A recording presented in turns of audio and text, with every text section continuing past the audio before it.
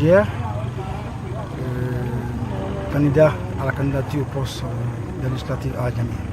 Alors nous sortons tout de suite de la cérémonie d'investiture de la MUDESP, qui est la mutuelle pour le développement économique et social du Grand-Pin. Et également, nous avons procédé à la pose de la première pierre des habitats, donc des logements des enseignants.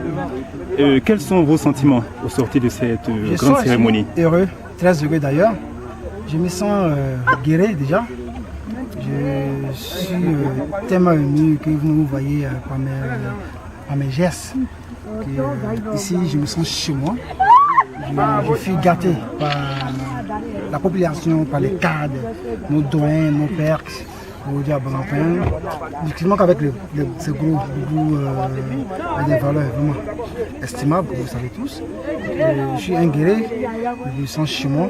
Ici, chez moi, ce projet, nous allons ensemble nous battre pour que ça soit vraiment un projet réalisable et que ceux dont nous voulons qu'ils nous écoutent vraiment. Alors, monsieur le parrain, doit-on entendre par là que c'est un pacte de longue durée qui vient d'être tissé avec le peuple guéri, principalement celui du Grand-Pin? Vous savez, il faut être optimiste. Il faut être optimiste et je suis optimiste. Si j'ai accepté de quitter ma commune en cette période électorale dont je suis candidat, si c'était un projet à long terme, j'allais mettre le temps va venir.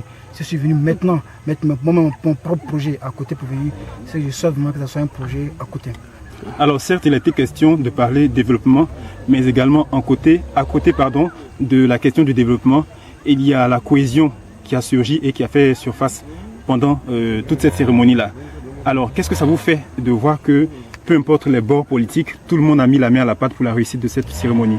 Vous voyez, il n'y a pas eu de problème. Non, on n'a pas demandé qui était RDR, qui était PDCI, qui était FPI.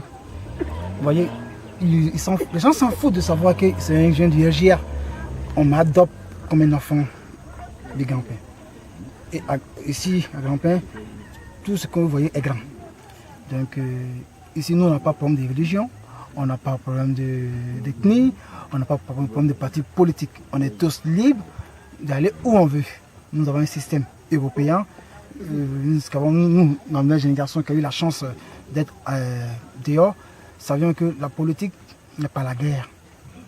On est tous libres d'être où on veut. Et après, c'est l'intérêt du pays. C'est l'intérêt du pays. Je vous donne l'exemple des États-Unis. Les gens ont beau critiquer Donald Trump, ou Barack Obama même ne le soutenait pas.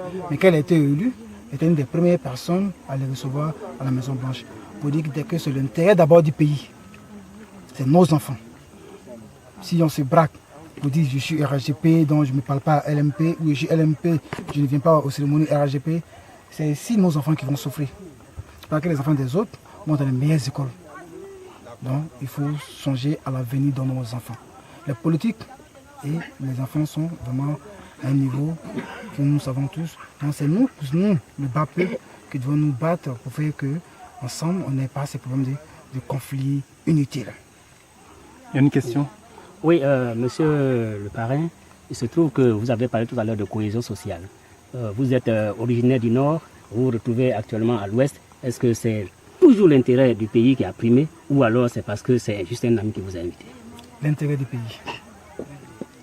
L'intérêt du pays. Si ce n'est pas l'intérêt du pays, pour les rendre au monde, je vais annuler un voyage pour aller écouter un fils d'origine de Grand-Pin. C'est l'intérêt du pays d'abord. Merci beaucoup. Merci.